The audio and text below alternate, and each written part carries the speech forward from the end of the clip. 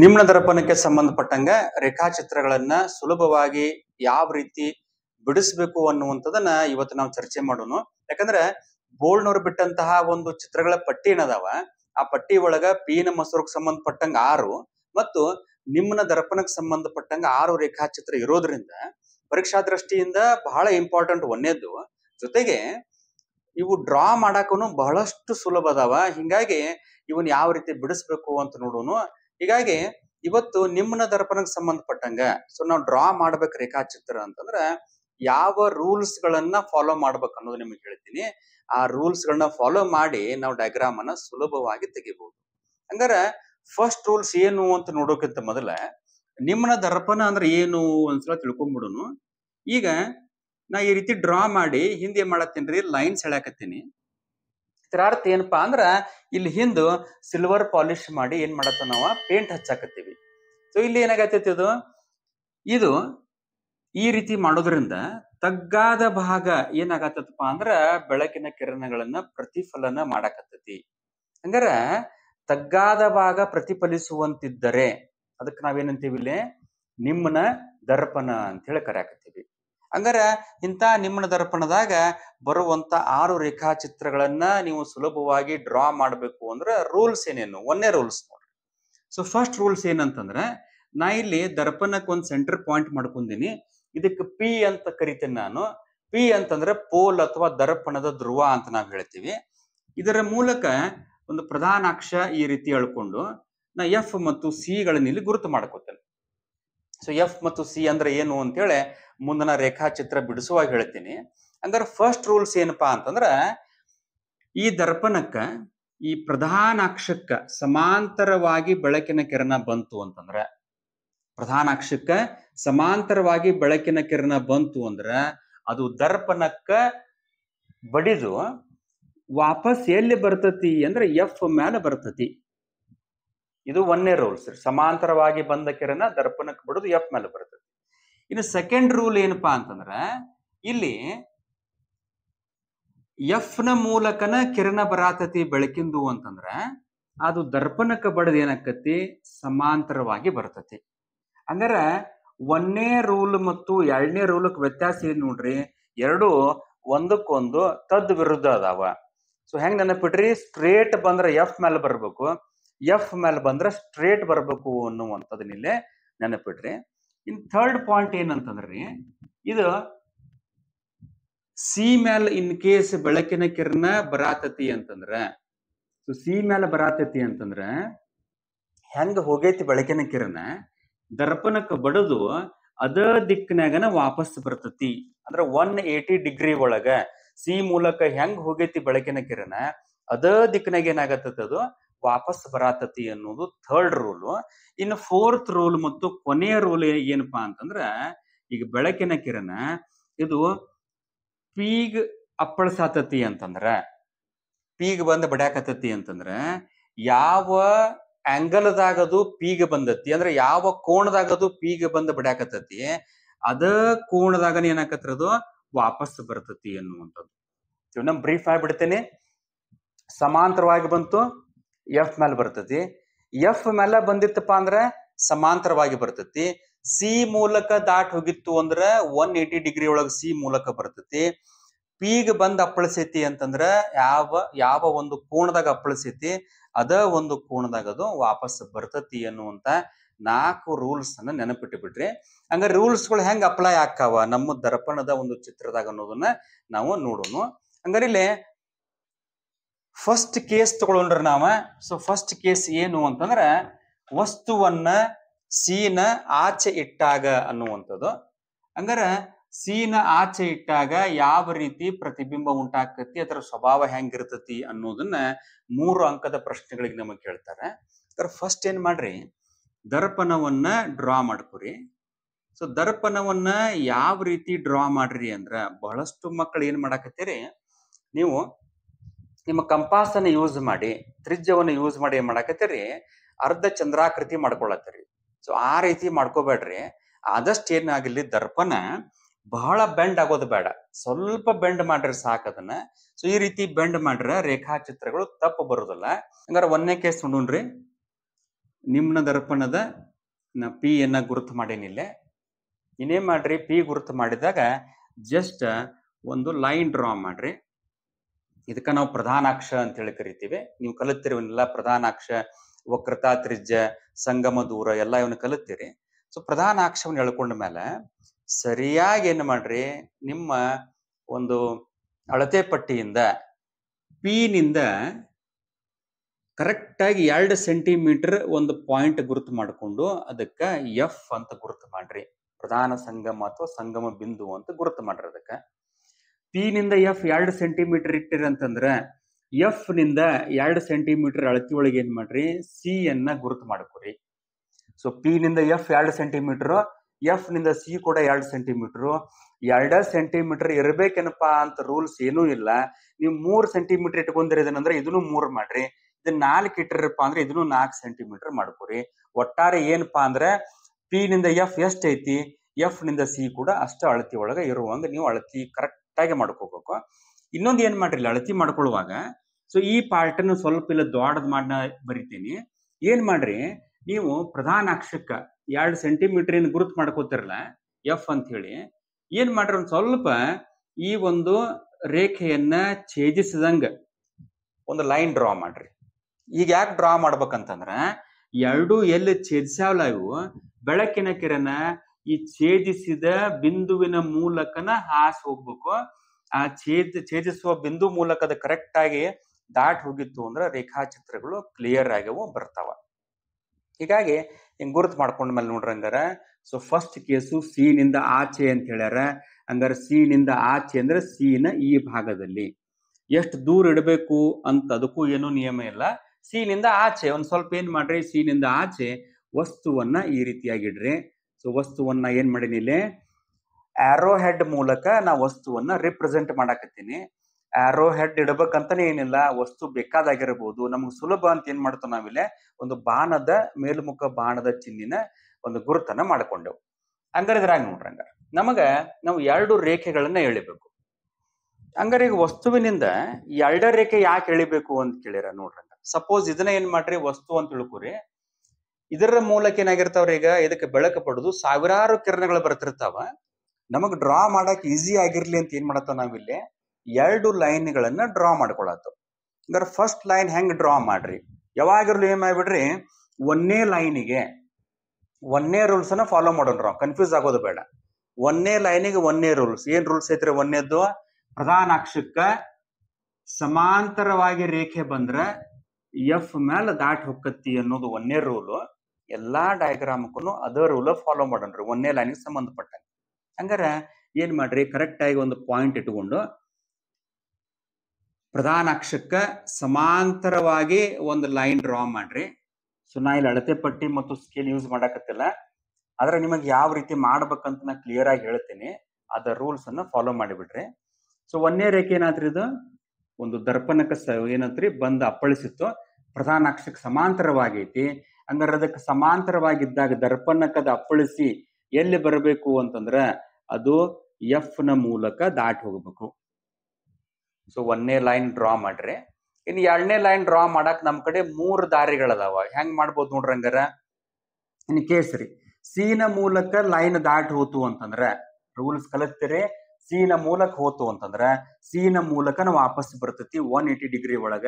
ಹಿಂಗಾಗಿ ನೀವು ಸಿ ನ ಮೂಲಕ ಲೈನ್ ಡ್ರಾ ಮಾಡಬಹುದು, ಒಂದು ಆಪ್ಷನ್. 2ನೇದು ನೋಡ್ರಿ, ಹಂಗಾರ 2ನೇದು ಎಫ್ ನ ಮೂಲಕನ ಲೈನ್ ಡ್ರಾ ಮಾಡೋಣ್ರಿ. ಹಂಗಾರೆ ಎಫ್ ನ ಮೂಲಕ ಲೈನ್ ಡ್ರಾ ಮಾಡಿದಾಗ ದರ್ಪಣಕ್ಕೆ ಅಪ್ಪಳಿಸಿ ವಾಪಸ್ ಸಮಾಂತರವಾಗಿ ಬರ್ತದೆ. 2ನೇ ರೂಲ್ಸ್ ಅಪ್ಲೈ ಆಕೈತಿ. ಇದನ್ನು ಮಾಡಬಹುದು. ಇದು ಬೇಡಪ್ಪ ಅಂದ್ರೆ ನೇರವಾಗಿ ನೀವು ಪಿ ನ ಮೂಲಕ ಲೈನ್ ಡ್ರಾ ಮಾಡಿರಪ್ಪ ಅಂದ್ರ ಯಾವ ಆಂಗಲ್ನಾಗ ಅದ ಪೀಕ್ ಬಿಡಿಸಿರಿ ಅದ ಆಂಗಲ್ನಾಗನ ನೀವು ವಾಪಸ್ ತಗೊಂಡು ಲೈನ್ ಡ್ರಾ ಮಾಡಬಹುದ್ರಿ. ಸೊ ಜಾನ ವಿದ್ಯಾರ್ಥಿಗಳು ಯಾವುದೇ ರೀತಿಯಾಗಿ ನೀವು ಡ್ರಾ ಮಾಡಬಹುದು. ಆದ್ರೆ ಗೊಂದಲ ಬೇಡನಾಕ್ ನಾವೇನ್ ಮಾಡೋಣ್ರಿ, ಆದಷ್ಟು 1ನೇದು ಮತ್ತು 2ನೇ ರೂಲ್ ಅನ್ನ ಫಾಲೋ ಮಾಡೋಣ್ರಿ. ಸೊ ಫಸ್ಟ್ ರೂಲ್ ನೇರವಾಗಿ ಬಂತು, ಎಫ್ ಮೇಲೆ ಹೋಗೈತಿ. 2ನೇದು ಏನ್ ಮಾಡೋಣ್ರಿ, ಲೈನು ಎಫ್ ಮೇಲೆ ಬರುವಂಗ್ ಮಾಡೋಣ್ರಿ. ಎಫ್ ಮೇಲೆ ಬರುವಂಗ್ ಮಾಡೋಣ. ಹಂಗಾರೆ ಎಫ್ ಮೇಲೆ ಬರುವಂಗ ಆದಾಗ ದರ್ಪಣಕ್ಕೆ ಬಡದ್ ಏನಾಕತಿ ಅಂದ್ರೆ ಅದು ಸಮಾಂತರವಾಗಿ ಬರ್ತೈತಿ. ಹಂಗಾರೆ 1ನೇದು ಮತ್ತು 2ನೇ ರೂಲ್ ಅನ್ನ ನಾವು ಫಾಲೋ ಮಾಡೇವಿ. ಸಮಾಂತರವಾಗಿ ಬಂದ ಕಿರಣ ಎಫ್ ಮೇಲೆ ಹೋತು, ಎಫ್ ಮೇಲೆ ಬಂದ ಕಿರಣ ಸಮಾಂತರವಾಗಿ ಹೋತು.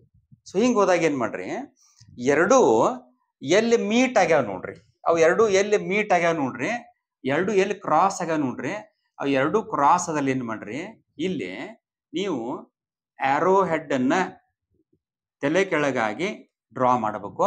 ಯಾಕ ಪ್ರಧಾನ ಅಕ್ಷದ ಕೆಳಗೆ ನಮ್ಮ ಲೈನ್ಗಳು ಕ್ರಾಸ್ ಆಗಿದ್ದು ಅಂದ್ರೆ ಪ್ರಧಾನ ಅಕ್ಷದ ಕೆಳಗಿದ್ದು ಯಾವಾಗಲೂ ತಲೆ ಕೆಳಗಾದ ಪ್ರತಿಬಿಂಬ ಇರ್ತಾವ. ಹಂಗಾರ ನಮಗ ಎರಡು ಲೈನ್ ಎಲ್ಲಿ ಕ್ರಾಸ್ ಆದವು, ಎಲ್ಲಿ ಇಂಟರ್ಸೆಕ್ಟ್ ಆದವಪ್ಪ ಅಂದ್ರೆ ಈ ಬಿಂದುನಾಗ ಇಂಟರ್ಸೆಕ್ಟ್ ಆಗ್ಯಾವ. ಹಂಗಾರ ನಾವು ಪ್ರತಿಬಿಂಬದ ಸ್ವಭಾವಗಳನ್ನ ಬರೀ ಈಗ ಒಂದೇ ಸ್ವಭಾವ ಏನ್ ನೋಡ್ರಿ, ಪ್ರತಿಬಿಂಬ ಎಲ್ಲಿ ಮೂಡೈತಿ ಅಂತ ನೋಡ್ರಿ, ಸಿ ಮತ್ತು ಎಫ್ ಗಳ ಮಧ್ಯೆ ಮೂಡಿದೆ. ಹಂಗಾರೆ ಒಂದೇದೇನು ಬರಿಬಹುದು ನಾವು, ಸಿ ಮತ್ತು ಎಫ್ ಗಳ ಮಧ್ಯೆ ಪ್ರತಿಬಿಂಬ ಮೂಡಿದೆ, ಈ ವಸ್ತುವಿನ ಪ್ರತಿಬಿಂಬ ಇಲ್ಲಿ ಮೂಡೈತಿ. ಸೆಕೆಂಡ್ ಪಾಯಿಂಟ್ ಏನು ಬರಿಬಹುದು ನೋಡ್ರಿ, ಪ್ರಧಾನ ಅಕ್ಷದ ಕೆಳಗೈತಿ ಅಂದಾಗ ತಲೆ ಕೆಳಗಾದ ಪ್ರತಿಬಿಂಬ, ತಲೆ ಕೆಳಗಾದ ಪ್ರತಿಬಿಂಬ. ಹಂಗಾರೆ ತಲೆ ಕೆಳಗಾದ ಅಂದಾಗ ಇದ್ರ ಹಿಂಬಲ್ಲಿ ನಮಗೊಂದು ಏನಾಕತ್ರಿ, ಇನ್ನೊಂದು ಪಾಯಿಂಟ್ ಬಂದ ಬಿಡ್ತತಿ. ತಲೆ ಕೆಳಗಾದ ಪ್ರತಿಬಿಂಬ ಅಂದ್ರೆ ಯಾವ ಪ್ರತಿಬಿಂಬ ರೀ, ಸತ್ಯ ಪ್ರತಿಬಿಂಬ. ಇನ್ನು fourth point and last point ಏನ್ ಮಾಡ್ರಿ, ವಸ್ತುವಿನ ಗಾತ್ರ ಎಷ್ಟೈತಿ ನೋಡ್ರಿ. ಸೊ ವಸ್ತುವಿನ ಗಾತ್ರಕ್ಕೆ ಹೋಲಿಕೆ ಮಾಡಿದಾಗ ಪ್ರತಿಬಿಂಬದ ಗಾತ್ರ ಏನಾಗೈತಪ್ಪ ಅಂದ್ರ ಚಿಕ್ಕದಾಗೈತಿ. ಹಂಗಾರ ಕೊನೆಯದಾಗ ಏನ್ ಮಾಡ್ರಿ, ಹಂಗಾರ ಗಾತ್ರವನ್ನ ಬರೀರಿ, ಪ್ರತಿಬಿಂಬದ ಗಾತ್ರ ಚಿಕ್ಕದಾಗಿದೆ ಅಂತ ಹೇಳಿ ನೀವು ಸುಲಭವಾಗಿ 4 ಪಾಯಿಂಟ್ಗಳನ್ನ ಇಂತಲ್ಲಿ ಬರೀಬಹುದು. ಹಂಗಾರೆ ಒಂದೇ ನಮ್ಮ ಸಿ ನಿಂದ ಆಚೆ ಅಂತಂದಾಗ, ಸಿ ನಿಂದ ಆಚೆ ಆದಾಗ ನಮಗೆ ಈ ರೀತಿಯಾದ ಪ್ರತಿಬಿಂಬ ಮೂಡ್ತಾವ. ಇದ ಸೇಮ್ ಏನ್ ಮಾಡೋಣ್ರಿ ಈಗ, ಇನ್ನು ಎರಡನೇ ಕಂಡೀಷನ್ ಸಿ ನ ಮೇಲೆ ಇಟ್ಟಾಗ. ಸೊ ಏನಾಕತ್ ನೋಡ್ರಿ, ಸಿ ನ ಮೇಲೆ ಇಟ್ಟಾಗ. ಸೊ ಹೆಚ್ಚಾಗಿ ಪರೀಕ್ಷೆಗೆ ಬೀಳೋದು ವಿಶೇಷವಾಗಿ ಇದನ್ನ ಕೇಳಿರ್ತಾರ, ಯಾಕಂತ ಹೇಳ್ತೇನೆ ನಿಮಗ. ಸೊ ಫಾಸ್ಟ್ ಆಗಿ ಏನ್ ಮಾಡ್ರಿ, ಒಂದು ಮಿರರ್ ಡ್ರಾ ಮಾಡ್ರಿ, ಪ್ರಧಾನ ಅಕ್ಷ ಹೇಳಿರಿ, ಇದು ಎಫ್ ಆಗಿರ್ಲಿ, ಇದು ಸಿ ಆಗಿರ್ಲಿ.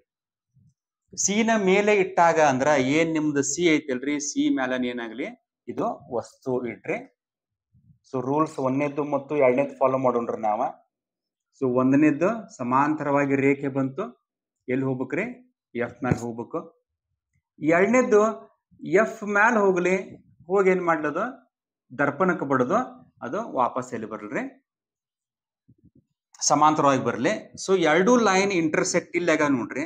ಸೊ ಇಂಟರ್ಸೆಕ್ಟ್ ಇಲ್ಲಿ ಆದಾಗ ಇಲ್ಲಿ ಏನ್ ಮಾಡ್ರಿ, ಹಂಗಾರ ಪ್ರತಿಬಿಂಬವನ್ನ ಡೌನ್ ಹೆಡೆಡ್ ಆರೋ ಮೂಲಕ ಅಲ್ಲಿ ನೀವು ತೋರಿಸ್ರಿ. ಸೊ ತೋರಿಸಿದಾಗ ನೋಡ್ರಿ ಪ್ರತಿಬಿಂಬದ ಸ್ವಭಾವ ಬರೀರಿ.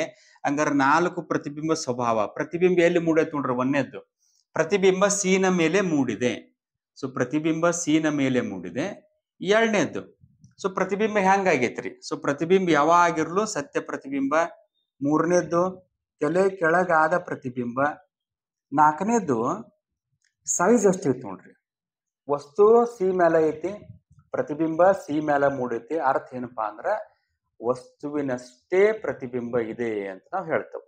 ಹಂಗಾರೆ ಗಾತ್ರ ಕೇಳಿದಾಗ ವಸ್ತುವಿನಷ್ಟೇ ಇದೆ ಅಂತ ಹೇಳ್ತೀವಿ. ನಾನು ಇದನ್ನ ಜಾಸ್ತಿ ಎಕ್ಸಾಮಕ್ಕೆ ಯಾಕೆ ಕೇಳ್ತಾರ ಅಂತ ಹೇಳಿನಂತಂದ್ರ, ಇಲ್ಲಿ ನೋಡ್ರಿ ಸಿ ಮ್ಯಾಲ ವಸ್ತು ಇಟ್ಟಾಗ ಅದು ಸಿ ಮ್ಯಾಲನ ಮೂಡ್ಬೇಕು ಎಕ್ಸಾಕ್ಟ್ ಆಗಿ. ಮಕ್ಕಳು ತಪ್ಪೋದು ಇಲ್ಲೇ. ಯಾಕೆ ನೀವು ತಪ್ತೀರಿ ಅಂತಂದ್ರ, ನಿಮ್ಮ ಅಳತೆ ಹೆಚ್ಚು ಕಡಿಮೆ ಆಗಿತ್ತಂತಂದ್ರ, ಅಂದ್ರ ಇದು 2 ಸೆಂಟಿಮೀಟರ್ ಇಟ್ಕೊಂಡು ಇದನ್ನ 1.8 ಮಿಲಿಮೀಟರ್ ಇಟ್ಕೊಂಡಿರಿ, ಇದನ್ನ 3 ಸೆಂಟಿಮೀಟರ್ ಇಟ್ಟು ಇದನ್ನ 2 ಸೆಂಟಿಮೀಟರ್ ಹಿಂಗ್ ಇಟ್ಟಿದ್ರಿ ಅಂತಂದ್ರ ರೇಖಾಚಿತ್ರಗಳು ಸರಿಯಾಗಿ ಬರುದಿಲ್ಲ. ಹೀಗಾಗಿ ಇದನ್ನ ಜಾಸ್ತಿ ನೀವು ಸೀನ ಮೇಲೆ ಜಾಸ್ತಿ ಪ್ರಾಕ್ಟೀಸ್ ಮಾಡ್ರಿ. ಇನ್ನು ಮೂರನೇ ಕೇಸ್ ಏನಪ್ಪಾ ಅಂತಂದ್ರ, ವಸ್ತುವನ್ನ ಸಿ ಮತ್ತು ಎಫ್ ಗಳ ಮಧ್ಯೆ ಇಟ್ಟಾಗ ಏನಾಕತಿ ಅನ್ನೋದು ನೋಡೋಣ. ಹಂಗಾರೆ ಮಧ್ಯೆ ಅಂದಾಗ ಎಕ್ಸಾಕ್ಟ್ ಆಗಿ ಮಧ್ಯೆ ಬರ್ಬೇಕಂತೇನಿಲ್ಲ. ಸಿನ ಮಧ್ಯೆ ವಸ್ತುವನ್ನ ಈ ರೀತಿಯಾಗಿ ನಾವು ಇಟ್ಟಾಗ, ಸೊ ರೂಲ್ಸ್ ಅಂತಾರೆ ನಮಗೆ ಸೇಮ್ ರೀ. ಒಂದನೇ ಲೈನು ಸಮಾಂತರವಾಗಿ ಬಂದು ಎಫ್ ನ ಮೂಲಕ ಹಾದೊಕ್ಕತಿ. ಇನ್ನ ಎರಡನೇ ಲೈನು ಎಫ್ ನ ಮೂಲಕ ಹಾದು ದರ್ಪಣ ಕಪ್ಪಳಿಸಿ ಅದೇನಾಕತ್ರಿ, ವಾಪಸ್ ಬರ್ತತಿ. ಹಂಗಾರ ಎರಡು ಲೈನ್ ಇಂಟರ್ಸೆಕ್ಟ್ ಎಲ್ಲದಪ್ಪ ಅಂದ್ರ ಈ ಬಿಂದುನಾಗ ಅದು ರೀ. ಹಂಗಾರೆ ಏನ್ ಮಾಡ್ರಿ, ನೀವಿಲ್ಲೇ ತಲೆ ಕೆಳಗಾದ ಪ್ರತಿಬಿಂಬವನ್ನ ಮಾಡಿದ್ರಿ. ಸೊ ಮಾಡಿದಾಗ ಏನಾಯ್ತು ನೋಡ್ರಿ, ಹಂಗಾರೆ ಇಲ್ಲಿ ಪ್ರತಿಬಿಂಬದ ಸ್ವಭಾವ ಬರೀರಿ ಅಂತಂದಾಗ ಸತ್ಯ ಮತ್ತು ತಲೆ ಕೆಳಗಾದ ಇವೆರಡು ಅಂತ ಏನ್ರಿ, ತಲೆ ಕೆಳಗಾದ ಇವೆರಡು ಪಾಯಿಂಟ್ ಅಂತ ಏನಾದ್ರು ಈಗ ಸೇಮ್ ಆಗಿಬಿಟ್ಟು ನಮ್ಮ ಫಿಕ್ಸ್ ಪಾಯಿಂಟ್ ಅದು ಈಗ ಸದ್ಯ ಇವು ನೋಡ್ರಿ. ಹಂಗಾರೆ ಪ್ರತಿಬಿಂಬ ಎಲ್ಲಿ ಮೂಡೈತಿ ಅಂತಂದ್ರೆ ಅದು ಸೀನ ಆಚೆ ಮೂಡಿದೆ. ಪ್ರತಿಬಿಂಬ ಸಿನ ಆಚೆ ಮೂಡಿದೆ. ನಂತರ ಪ್ರತಿಬಿಂಬ ಏನಾಗೈತಪ್ಪ ಅಂದ್ರ ನೀವು ಪೆನ್ಸಿಲ್ ನೀವು ಕರೆಕ್ಟ್ ಆಗಿ ಅಳತಿ ಡ್ರಾ ಮಾಡಿದಾಗ ಗೊತ್ತಾಕತ್ ನಿಮಗ ವಸ್ತುವಿಗಿಂತ ದೊಡ್ಡದಾದ ಪ್ರತಿಬಿಂಬ ಉಂಟಾಗಿರ್ತದಂತಲ್ಲೇ.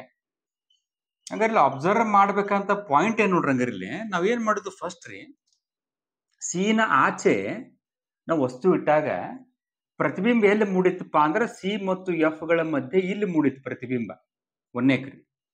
ನಾವು ವಸ್ತುವನ್ನ ಮುಂದೆ ತಂದು ಸಿ ಮೇಲೆ ತಂದು ಪ್ರತಿಬಿಂಬ ಏನಾಯ್ತು ನೋಡ್ರಿ, ಈಗ ಸಿ ಮೇಲೆ ಮೂಡಿತ್ತು. ಸೆಕೆಂಡ್ ಸಿ ಮತ್ತು ಎಫ್ ಗಳ ಮುಂದೆ ಏನ್ ಮಾಡ್ಯಾವ ಪ್ರತಿಬಿಂಬ ತಂದೇವ್ರಿ. ಈಗ ಏನಾಗೈತಿ ಪ್ರತಿಬಿಂಬ ಸಿನ ಆಚೆ ಮೂಡಿತ್ತು. ಹಾಗಾದ್ರ ಹೆಂಗ್ ವಸ್ತು ಮುಂದೆ ಹೊಂಟತಿ ಪ್ರತಿಬಿಂಬ ಏನಾಗತತಿ ಅದೇ ರೀತಿಯಾಗಿ ಪ್ರತಿಬಿಂಬ ಹಿಂದೆ ಬರತತಿ. ಜೊತೆಗೆ ಪ್ರತಿಬಿಂಬದ ಸೈಜ್ ಕೂಡ ಏನಾಗತತಿ ದೊಡ್ಡದಾಗುತ್ತಾ ಇಲ್ಲಿ ಹೊಂಟತಿ. ಹಿಂಗ ವಸ್ತು ಮುಂದೆ ಹೋದಂಗ ಪ್ರತಿಬಿಂಬ ಹಿಂದೆ ಬರತತಿ ಅನ್ನುವಂತ ಸೂಕ್ಷ್ಮ ಪಾಯಿಂಟ್ ನೀವು ಇಲ್ಲಿ ಅಬ್ಸರ್ವ್ ಮಾಡಕತ್ತೀರಿ. ನೆಕ್ಸ್ಟ್ ನೋಡೋಣ್ರಿ ಎಫ್ ಮತ್ತು ಸಿ ರೀ. ಹಂಗಾರೆ ನೆಕ್ಸ್ಟ್ ಆಪ್ಷನ್ ನೋಡ್ರಿ, ಸಿನ ಆಚೆ ಆತು, ಸಿನ ಮೇಲೆ ಆತು, ಸಿ ಮತ್ತು ಎಫ್ ಗಳ ಮಧ್ಯೆ ಆತು. ಈಗ ಎಫ್ ನ ಮೇಲೆ ಮಾಡೋಣ, ಇದು ಕೂಡ ಇಂಪಾರ್ಟೆಂಟ್. ಸೊ ನಮ್ದು ಫೋರ್ತ್ ಏನಪ್ಪಾ ಅಂತಂದ್ರೆ ಎಫ್ ನ ಮಧ್ಯೆ, ಸಾರಿ ಎಫ್ ನ ಮೇಲೆ ಇಟ್ಟಾಗ. ಹಂಗಾರೆ ಎಫ್ ನ ಮೇಲೆ ಇಟ್ಟಾಗ ಇದು ಕೂಡ ಇಂಪಾರ್ಟೆಂಟ್. ಯಾಕಂತ ಹೇಳ್ತೀನಿ, ಹಂಗಾರೆ ಈಗ ಎಫ್ ನ ಮೇಲೆ ವಸ್ತುವನ್ನ ಇಟ್ಟೇವಿ. ರೂಲ್ಸ್ ಒಂದೇದಂತ್ರಿ ಫಿಕ್ಸ್ ಅಂತ ಹೇಳೀನಿ. ಸಮಾಂತರ ರೇಖೆಯನ್ನು ಎಳಿರಿ, ಎಫ್ ನ ಮೂಲಕನ ಹಾದು ಬರ್ಬೇಕು. ಅದು ಎಫ್ ನ ಮೂಲಕನ ಹಾದು ಬರಬೇಕು ಒಂದೇದ್ದು. ಸೊ ಎಫ್ ನ ಮೂಲಕ ಒಂದನೇ ರೇಖೆ ಬಂತು. ಇಲ್ಲಿ ಎರಡನೇ ರೇಖೆಯನ್ನ ಎಫ್ ನ ಮೂಲಕ ನಾವು ಎಳಿಬೇಕು ಅಂದ್ರೆ ಸಾಧ್ಯ ಆಗೋದಿಲ್ಲ ನೋಡ್ರಿ. ಯಾಕಂದ್ರೆ ಎಫ್ ನ ಮ್ಯಾಲ ಐತಿ. ಸೊ ಎರಡನೇ ರೇಖೆನ ಎಫ್ ನ ಮೂಲಕ ಹಾದು ಅದು ದರ್ಪಣಕ್ಕೆ ಬಡಿಯುವಂತ ಚಾನ್ಸೇ ಇಲ್ಲ. ಹಿಂಗಾಗಿ ಎರಡನೇದು ಏನಾಗತ್ತ ನಮಗ ಎರಡನೇ ರೇಖೆ ಎಳುವ ಗೊಂದಲ ಆಗತ್ತೈತಿ. ಇಲ್ಲೇ ಮುಂದಿನ ರೂಲ್ಸ್ ಫಾಲೋ ಮಾಡ್ರಿ. ಏನ್ ರೂಲ್ಸ್ ಫಾಲೋ ಮಾಡಬಹುದ್ರಿ, ಇಲ್ಲಿಂದ ದರ್ಪಣ ಧ್ರುವಕ್ಕೆ ನೀವು ಲೈನ್ ಬರೋಂಗ್ ಮಾಡಿ ಯಾವ ಆಂಗಲ್ದಾಗ ಬಂದತಿ ಅದ ಆಂಗಲ್ದಾಗ ವಾಪಸ್ ತಗೊಂಡ್ಬರ್ರಿ. ಅಥವಾ ಸಿನ ಮೂಲಕ ಲೈನ್ ಡ್ರಾ ಮಾಡಿ ವಾಪಸ್ ಸಿನ ಮೂಲಕ ಬರೋಂಗ್ ಮಾಡ್ರಿ. ಮೂರನೇ ರೂಲ್ ಅಪ್ಲೈ ಮಾಡ್ರಿ. ನೀವು ಯಾವ್ದು ಬೇಕಾದ ಮಾಡ್ಬೋದು. ಹಂಗಾರೆ ನಾ ಏನ್ ಮಾಡ್ತೇನ್ರಿ, ಇಲ್ಲಿ ನಿಮ್ಮ NCERT ಬುಕ್ನಾಗ ಕೊಟ್ಟಂಗ ನಿಮ್ ಬುಕ್ನಾಗ ಕೊಟ್ಟಂಗ ಮಾಡ್ತೀನಿ. ಹಂಗಾರೆ ಇದು ಸಿನ ಮೂಲಕ ನೋಡ್ರಿ, ಸಿನ ಮೂಲಕ ಲೈನು ಏನಾತ್ರಿ ಇದು ಕನ್ನಡಿಗೆ ಬಡೋದು ಏನಾತ್ ನೋಡ್ರಿ, ಅದ ದಿಕ್ಕಿನಾಗನ ಏನಾತ್ರದು ವಾಪಸ್ ಬಂತು. ಅದ ದಿಕ್ಕಿನಾಗನ ವಾಪಸ್ ಬಂತು. ಸೊ ಥರ್ಡ್ ರೂಲ್ ಅಪ್ಲೈ ಮಾಡುದು ನಾವಿಲ್ಲಿ. ಹಂಗಾರೆ ಇಲ್ಲಿ ನೋಡಿದಾಗ ಏನಾಗತ್ ನೋಡ್ರಿ, ಎರಡೂ ರೇಖೆಗಳು ಎಲ್ಲಿ ಛೇದಿಸ್ತಾವ ಅಂತ ಪ್ರಶ್ನೆ ಕೇಳಿದಾಗ ಎರಡೂ ರೇಖೆ ಸಮಾಂತರ ಅದಾವ. ಹಂಗಾರೆ ಸಮಾಂತರ ರೇಖೆ ಇರುವಾಗ ಏನಾಕ್ಕ ನೋಡ್ರವ, ಸಮಾಂತರ ರೇಖೆಗಳನ್ನ ಬೆಳೆಸ್ತಾ ಹೋದಂಗ ಸಮಾಂತರ ರೇಖೆಗಳು ಕೂಡ್ತಾವೇನ ಅಂತ ಕೇಳಿದಾಗ ಸಮಾಂತರ ರೇಖೆಗಳು ಕೂಡಂಗಿಲ್ಲ. ಆದ್ರ ಏನಕ್ಕ ಸಮಾಂತರ ರೇಖೆಗಳು ಎಲ್ಲೋ ಬಹಳ ದೂರದವರೆಗೆ ಹೋಗಿ ಅನಂತದಲ್ಲಿ ಕೂಡ್ತಾವಂತ. ಅವು ಇನ್ಫಿನಿಟಿ ಒಳಗ್ ಕೂಡ್ತಾವಂತ ಅಂತೈತಿ. ಹಂಗಾರೆ ಇನ್ಫಿನಿಟಿ ಒಳಗ್ ಕೂಡ್ತಾವಂದಾಗ ನೋಡ್ರಿ, ಹಂಗಾರ ನಿಮ್ಮ ರೇಖೆಗಳು ಬಹಳ ದೂರ ಎಲ್ಲೋ ಚಲಿಸಿ ಏನಾದ್ರಿ ಅನಂತದಾಗ ಕೂಡಿದು ಅನ್ಕೊಳ್ಳೋಣ್ರಿ. ನಾವು ಸಪೋಸ್ ಇದ ಅನಂತ ಅಂತ ತಿಳ್ಕೊಳ್ಳೋಣ್ರಿ, ಅನಂತದಾಗ ಕೂಡಿದು ಅವು ಕೂಡ್ಯಾವ ಅಂತ ಹೇಳಿ ಏನ್ರದು ಒಂದು ಪರಿಕಲ್ಪನೆ ಮಾತ್ರ. ಇದು ಕೂಡ್ಯಾವ ಅಂತಂದಾಗ ನೋಡ್ರಿ, ಹಂಗಾರ ಪ್ರಧಾನ ಅಕ್ಷದ ಕೆಳಗ್ ಕೂಡ್ಯಾವ. ಹಂಗಾರ ಏನಾತ್ ನೋಡ್ರಿಲೆ ಪ್ರತಿಬಿಂಬ ಮೂಡಿತು. ಹಂಗಾರ ಪ್ರತಿಬಿಂಬ ಹೆಂಗ ಮೂಡಿತು ಅಂದ್ರ ನೋಡ್ರಿ, ತಲೆ ಕೆಳಗಾದ ಪ್ರತಿಬಿಂಬ, ಸತ್ಯ ಪ್ರತಿಬಿಂಬ.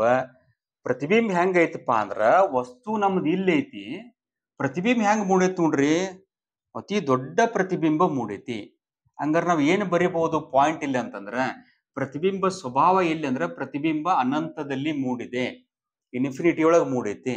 ಸೆಕೆಂಡ್ ಪಾಯಿಂಟ್ ಏನಪ್ಪಾ ಅಂದ್ರ ಪ್ರತಿಬಿಂಬ ಬಹಳ ದೊಡ್ಡದಾಗಿದೆ ಅಂತ ಬರ್ರಿ. ಇಲ್ಲಿ ಸಮಾಂತರ ರೇಖೆ ಬಂದಾಗ ಎಫ್ ನ ಮೇಲೆ ಬಂದಾಗ ಪ್ರತಿಬಿಂಬ ಬಹಳ ದೊಡ್ಡದಾಗಿದೆ ಅಂತ ಬರೀರಿ. ನಂತರ ಪ್ರತಿಬಿಂಬ ತಲೆ ಕೆಳಗಾಗಿದೆ, ಪ್ರತಿಬಿಂಬ ಸತ್ಯ ಪ್ರತಿಬಿಂಬವಾಗಿದೆ ಅಂತ ಬರೀರಿ. ಸೊ ಎಫ್ ನಾಗಿಟ್ಟಾಗ ರೇಖೆಗಳು ಸಮಾಂತರವಾಗಿ ಬರಬೇಕು. ಇನ್ನು ಮುಂದಿನ ಕೇಸ್ ರೀ, ಎಫ್ ನ ಮುಂದೆ ಇಟ್ಟಾಗ. ಸೊ ಎಫ್ ನ ಮುಂದೆ ಇಟ್ಟಾಗ ಏನಾಕತ್ ನೋಡೋಣ ನಾವೀಗ. ಸೊ ಎಫ್ ನ ಮುಂದೆ ವಸ್ತುವನ್ನ ಇಟ್ಟಾಗ, ಸೊ ಇಲ್ಲಿ ಎಫ್ ಗುರುತು ಮಾಡೀನಿ, ಸಿ ಗುರುತು ಮಾಡೀನ್ರಿ. ಸೊ ಎಫ್ ನ ಮುಂದೆ ಏನ್ ಮಾಡೇವ್ ನಾವಿಲ್ಲಿ ವಸ್ತುವನ್ನ ಇಟ್ಟೇವಿ. ಹಂಗಾರ ಒಂದೇದ್ದು ಸಮಾಂತರವಾಗಿ ಬಂದು ಎಲ್ಲಿ ಕೂಡಿತಿರೋದು ಎಫ್ ನ ಮೇಲೆ ಒಂದೇ ರೇಖೆ ದಾಟಿ ಹೋತು. ಇನ್ನು ಎರಡನೇ ರೇಖೆ ನೋಡ್ರಿ ಹಂಗಾರ ಎರಡನೇ ರೇಖೆ ಏನ್ ಮಾಡೋಣ ನಾವೀಗ ಸೀನ ಮೂಲಕ ಹಾದು ಹೋಗಂಗ್ ಮಾಡೋನು. ಹಂಗಾರ ಈ ರೇಖೆ ನೋಡ್ರಿ ದರ್ಪಣ ಕಪ್ಪಳಿಸ್ತು, ದರ್ಪಣ ಕಪ್ಪಳಿಸಿ ಏನ್ ಮಾಡಿತಪ್ಪ ಅಂದ್ರ ಇದು ಸೀನ ಮೇಲೆ ಹಾದು ಹೋಗತಿ. ಹಂಗಾರ ಸೀನ ಮೇಲೆ ಹಾದು ಹೋಗುವಾಗ ಈ ರೇಖೆಗಳು ಮುಂದೆ ಕೂಡಬಹುದೇನೋ ಅಂತ ನೀವು ವಿಚಾರ ಮಾಡಿದಾಗ್ರಿ ಅವು ಡೈವರ್ಜಿಂಗ್ ಲೈನ್ ಅದಾವ್ರಿ. ಅಂದ್ರ ಲೈನ್ ಏನಾಗತ್ತವ್ರಿ ಒಂದಕ್ಕೊಂದು ದೂರ ಹಾಕೊಂತ ಹೊಂಟಾವ. ಹಂಗಾರೆ ಹಿಂದ್ ಕೂಡ್ತಾವೇನ ಅಂದಾಗ ಹಿಂದ್ ಕೂಡುವಂತ ಚಾನ್ಸನೇ ಇಲ್ಲ. ಹಂಗಾರೆ ಹೆಂಗ್ ಕೂಡಬಹುದು ಅಂತ ನಾವು ವಿಚಾರ ಮಾಡಿದಾಗ ಇದ ರೇಖೆಗಳನ್ನ ಏನ್ ಮಾಡ್ರಿ ನೀವು ಅಳತೆ ಪಟ್ಟಿಯ ಸಹಾಯದಿಂದ ಈ ಲೈನ್ಗಳನ್ನ ಸ್ಟ್ರೇಟ್ ಏನ್ ಮಾಡ್ರಿ ಹಿಂದೆ ಬೆಳೆಸ್ತಾ ಹೋಗ್ರಿ ಲೈನ್ಗಳನ್ನ. ಸೊ ಹಿಂದೆ ಬೆಳೆಸ್ತಾ ಹೋದಾಗ ಎರಡೂ ಲೈನ್ಗಳು ಏನ್ ಮಾಡ್ತಾವ ಅಂತಂದ್ರ ಇವು ಒಂದು ಬಿಂದುನಾಗ ಇಂಟರ್ಸೆಕ್ಟ್ ಆಕಾವ. ಪ್ರಧಾನಾಕ್ಷವನ್ನ ಒಂದ್ ಸ್ವಲ್ಪ ಮುಂದೆ ಬೆಳೆಸಿ ಒಂದ್ ಏನ್ ಮಾಡ್ರಿ ಅಂತಂದ್ರ ಇಲ್ಲೇ ವಸ್ತುವನ್ನ ನೀವು ಡ್ರಾ ಮಾಡ್ಕೊರಿ, ಪ್ರತಿಬಿಂಬ ಡ್ರಾ ಮಾಡ್ರಿ. ಹಂಗಾರೆ ಪ್ರತಿಬಿಂಬ ನೋಡ್ರಿ ಈಗ ರೇಖೆಗಳು ಪ್ರಧಾನಾಕ್ಷದ ಮೇಲೆ ಕೂಡ್ಯಾವ. ಹಂಗಾರೆ ಇಲ್ಲಿ ಪ್ರತಿಬಿಂಬ ಏನಾಗೈತಪ್ಪ ಅಂದ್ರೆ ಈ ಕೇಸಿನ್ಯಾಗ ಪ್ರತಿಬಿಂಬ ತಲೆ ಮೇಲಾಗಿದೆ. ಹಂಗಾರೆ ಸ್ವಭಾವ ಏನು ಬರಿಬಹುದು ಅಂದ್ರೆ ಒಂದೇದ್ದು ಪ್ರತಿಬಿಂಬ ತಲೆ ಮೇಲಾಗಿದೆ. ಹಂಗಾರೆ ತಲೆ ಮೇಲಾಗಿದೆ ಅಂದ್ರೆ ಏನ್ ಬರೀತೀರಿ ನೀವು ಇಲ್ಲೇ ಇದಕ್ಕ ಮಿಥ್ಯ ಪ್ರತಿಬಿಂಬ ಅಂತ ಕರೀತೀರಿ. ಸೊ ಮಿಥ್ಯ ಪ್ರತಿಬಿಂಬ ತಲೆ ಮೇಲಾಗಿದೆ ಮತ್ತು ದರ್ಪಣದ ಹಿಂದೆ ಮೂಡಿದೆ. ದರ್ಪಣದ ಹಿಂದೆ ಮೂಡಿದೆ ಅಂತ ಬರೀರಿ. ದರ್ಪಣದ ಹಿಂದೆ ಮೂಡಿದೆ. ಗಾತ್ರ ನೋಡ್ರಿ. ಸೊ ಗಾತ್ರ ಹೆಂಗೈತಪ್ಪ ಅಂದ್ರ ವಸ್ತುವಿನ ಗಾತ್ರಕ್ಕಿಂತ ಪ್ರತಿಬಿಂಬದ ಗಾತ್ರ ದೊಡ್ಡದಾಗಿದೆ. ಲಾಸ್ಟ್ ನೋಡ್ರಿ ಹಂಗಾರೆ ಇನ್ನು ಕೊನೆಯ ಒಂದು ಡಯಾಗ್ರಾಮ್ ಇದ್ರೊಳಗ ವಸ್ತುವನ್ನು ಅನಂತ ದೂರದಲ್ಲಿ ಇಟ್ಟಾಗ ಅನ್ನುವಂಥದ್ದು ಒಂದು ಪ್ರಶ್ನೆ ಕೇಳ್ತಾರ. ವಸ್ತುವನ್ನು ಅನಂತ ದೂರದಲ್ಲಿ ಇಟ್ಟಾಗ ಹಂಗಾರೆ ಅನಂತ ದೂರ ಅಂದಾಗ ಏನ್ರಿ ಬಹಳ ದೂರದವರೆಗೆ ಇಟ್ಟಾಗ ಅಂತಂದಾಗ ಅನಂತ ದೂರ ಅಂತ ನಮ್ಗೇನ್ರಿ ಕೇಳಿದಾಗ ಏನ್ ಮಾಡ್ರಿ ನೀವು ವಸ್ತುವನ್ನ ಎರಡೂ ಸೈಡ್ ಮಾರ್ಕ್ ಮಾಡ್ಕೊರಿ. ಯಾಕಂದ್ರೆ ಅನಂತ ದೂರದಾಗ ಐತಪ್ಪ ಅಂದ್ರೆ ದರ್ಪಣದಾಗ ಸಂಪೂರ್ಣವಾಗಿ ಕಾಣಕತ್ತದು. ಈ ರೀತಿ ಡ್ರಾ ಮಾಡ್ಕೊಂಡು ಏನ್ ಮಾಡ್ರಿ ಸಮಾಂತರ ರೇಖೆ ಬಂತು, ಎಫ್ ನ ಮ್ಯಾಲ ಹೋತು. ಇದರ ಮೂಲಕನೂ ಕೂಡ ಸಮಾಂತರ ರೇಖೆ ಬಂತು, ಎಫ್ ನ ಮ್ಯಾಲ ಹೋತು. ಹಂಗಾರೆ ಎರಡೂ ಲೈನ್ಗಳು ಎಲ್ಲಿ ಕಟ್ ಆದವಪ್ಪ ಅಂದ್ರೆ ಎಫ್ ನ ಮ್ಯಾಲ ಕಟ್ ಆದವು. ಅಂದ್ರೆ ಪ್ರತಿಬಿಂಬ ಎಲ್ಲಿ ಮೂಡಿತು ಅಂದ್ರೆ ಎಫ್ ನ ಮ್ಯಾಲ ಮೂಡಿತು. ಸ್ವಭಾವ ಏನು ಬರೀರಿ ಇಲ್ಲಿ ಪ್ರತಿಬಿಂಬ ಎಲ್ಲಿ ಮೂಡಿದೆ ಅಂದಾಗ ಎಫ್ ನ ಮೇಲೆ ಮೂಡಿದೆ. ಯಾವಾಗಿದು ವಸ್ತುವನ್ನು ಅನಂತ ದೂರದಲ್ಲಿ ಇಟ್ಟಾಗ ಎಫ್ ನ ಮೇಲೆ ಮೂಡೈತಿ. ಎರಡನೇ ಪಾಯಿಂಟ್ ನೋಡ್ರಿ ಪ್ರತಿಬಿಂಬ ಹೆಂಗೈತಿ ಅಂತಂದ್ರ ಪ್ರತಿಬಿಂಬ ಸತ್ಯ ಪ್ರತಿಬಿಂಬ ಮತ್ತು ತಲೆ ಕೆಳಗಾದ ಪ್ರತಿಬಿಂಬ. ಸತ್ಯ ಪ್ರತಿಬಿಂಬ ಮತ್ತು ತಲೆ ಕೆಳಗಾದ ಪ್ರತಿಬಿಂಬ.